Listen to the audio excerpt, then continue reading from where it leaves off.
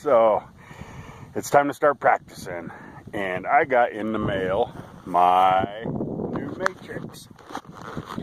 I've shot these things before with a buddy of mine, and it's the best by far target system. We shot thousands of rounds through his, thousands, and we never even had to turn it around, rotate the hexes out. It's ridiculous how awesome it really is. So I'm excited. Just got a string put on my Hoyt Spider, starting to show a little bit of wear on it. So anyway, it's I don't believe I'm gonna vlog that just because I don't want you to see any poor shots made with a new string.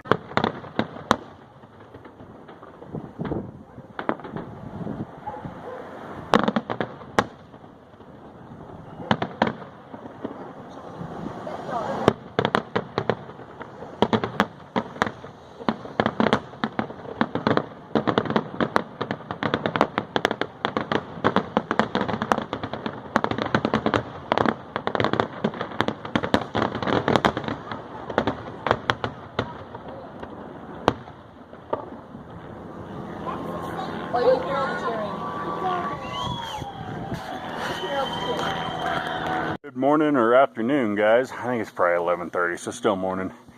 We are back at it the day after our little 4th of July celebration out of my town. They had a big hoorah last night, so it was awesome.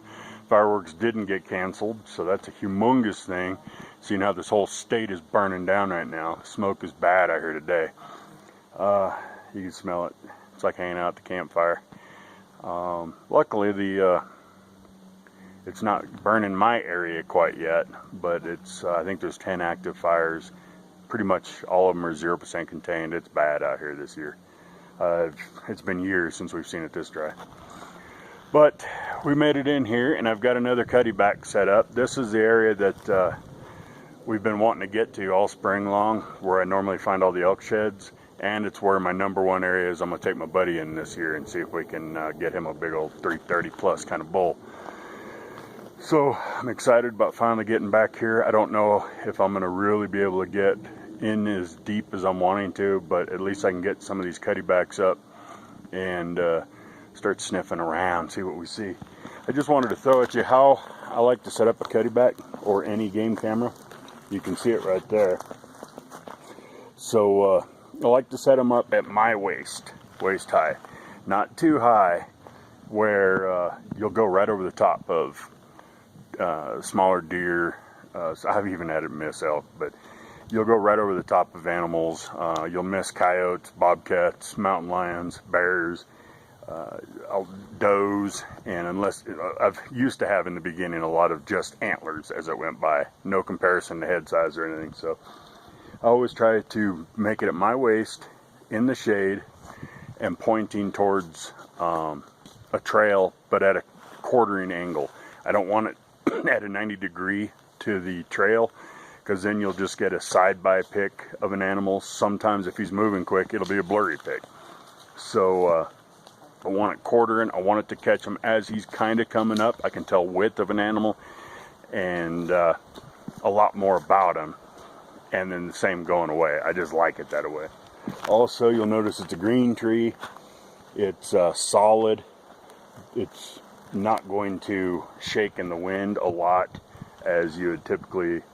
If I put it in one of these little dead quakies that are around here, or even a live quakey, they'll get to really shaking in the wind, and it just drives you nuts.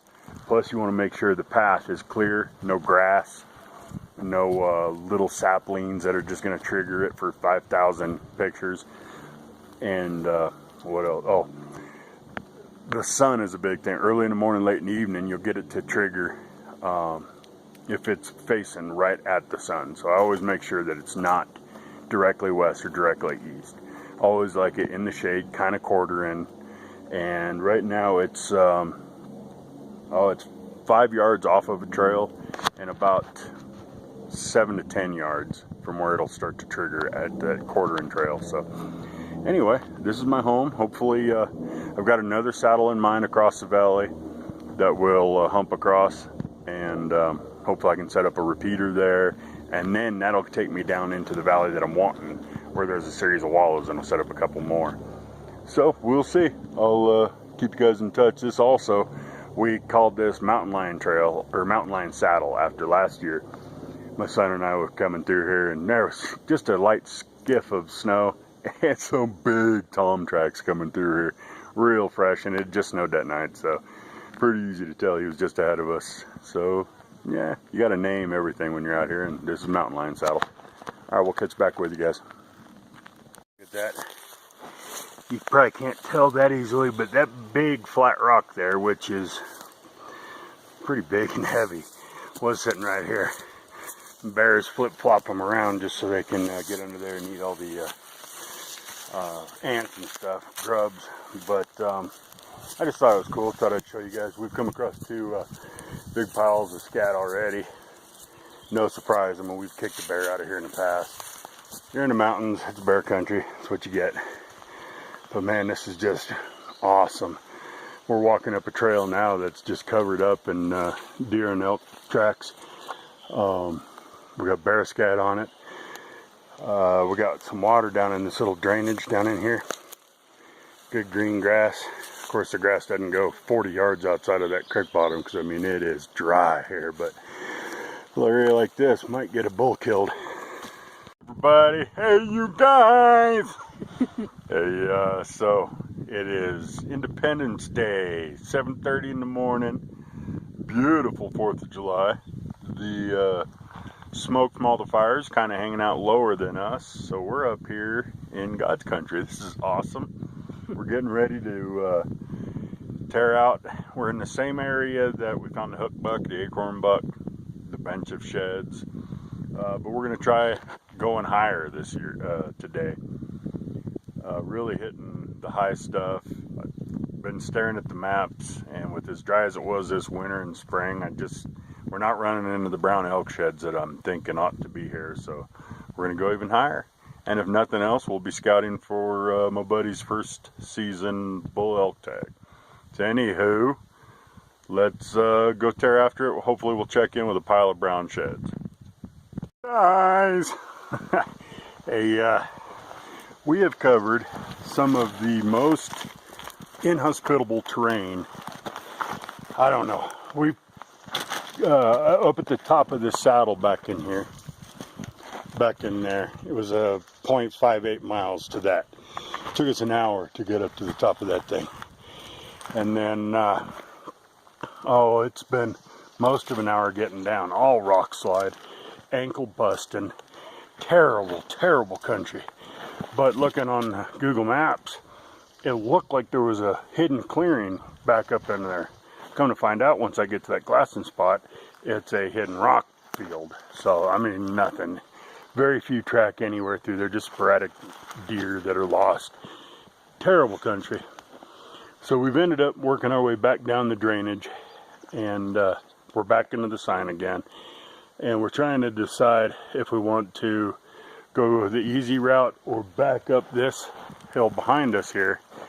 And there's another hidden clearing about a valley and a half over that's gonna be the sweet spot, hopefully, in the perfect world that I seem to not live in. Anyway, I'm kind of rambling. So we're sitting here making our decision, catching our breath, and I look down and it looks like I've got a big 3-point deer shed. We're probably 100 yards away from where we found the acorn buck at. Could be him, but it doesn't look like it. Looks like just a big 3-point. So anyway, let's head over there and take a look.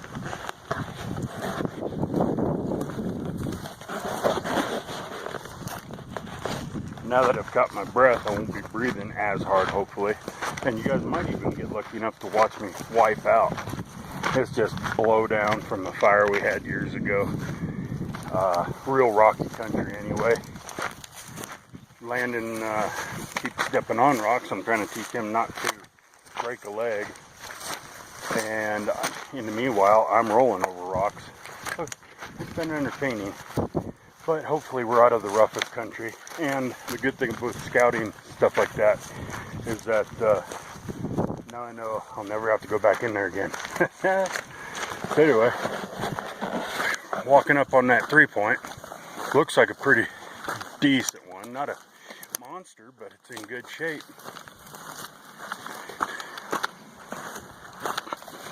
You see it, Lena? Yep. Oh yeah, it's brown. Looks brown at least. Yeah. Yeah, that's this year's. Probably buck running with the Acorn buck. Alright, I'm gonna get some ATLs. Go ahead, Lynn.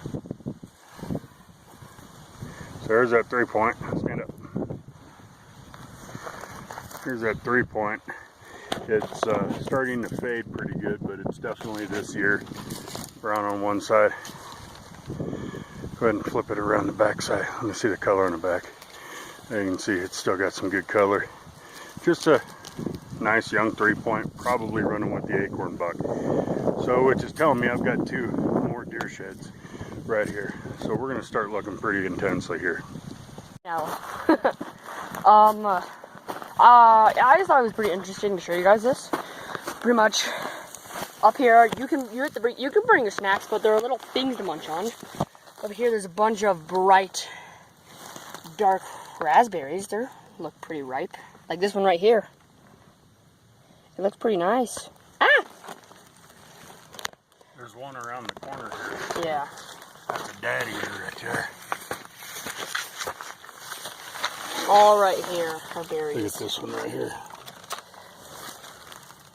Oh. I can actually get it. That's a good one. So you can see right there, that's a big raspberry. So there's just so many little raspberries you can just munch on up here, and they're pretty ripe, and it's just really sweet. Little early yet for them all. So any chance you get, go out and pick some wild raspberries because they're really good. We get strawberries too sometimes.